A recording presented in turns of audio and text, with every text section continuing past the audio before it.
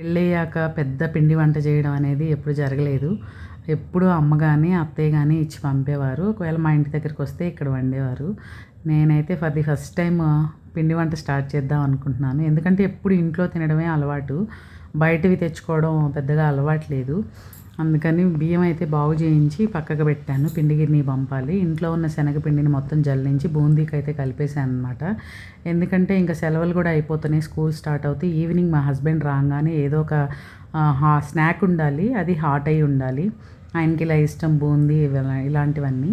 అందుకని బూందీకైతే అన్నీ రెడీ చేసి పెట్టేసుకుని మా హెల్పర్, మా బాబు కేర్ టేకర్ ఉంటుంది కదా, తను కూడా హెల్ప్ చేసింది. తనే చేసిందిలేండి మ్యాక్సిమం. నేను అన్నీ కలిపిచ్చేసాను. బూందీకైతే మేము చాలా తక్కువే ఇంగ్రీడియంట్స్ వాడాము. శనగపిండిలో ఉప్పు, కారం, నెయ్యి వేసాను, పసుపు వేసాను కలర్ కోసం. అంతే, ఇంకా సోడా ఏం కలపలేదన్నమాట. కన్సిస్టెన్సీ ప్రాపర్గా బూందీకి ఎలా కలపాలో అలా కలిపేసి, అమ్మ చేతి వంట రెసిపీస్ అయితే నేను ఫాలో అవుతాను.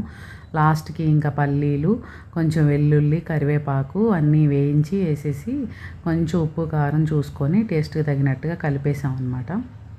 బాగుంది, మంచి టేస్ట్గా వచ్చింది. ఇది మొత్తం 1 కేజీ బూందీ పైన అయినట్టుంది.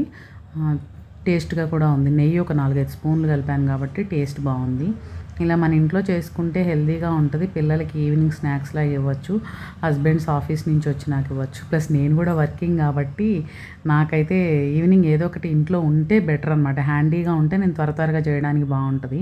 రోజు దోశలు అలా ఏమేస్తాంలే అని ఇంకా మా హస్బెండ్ వచ్చేసరికి ఇలా ఉల్లిపాయలు కోసేసి కొంచెం కొత్తిమీర తరిగేసి ఒక నిమ్మకాయ పిండి ఇలా కలిపిస్తే ఆయనకి చాలా ఇష్టం.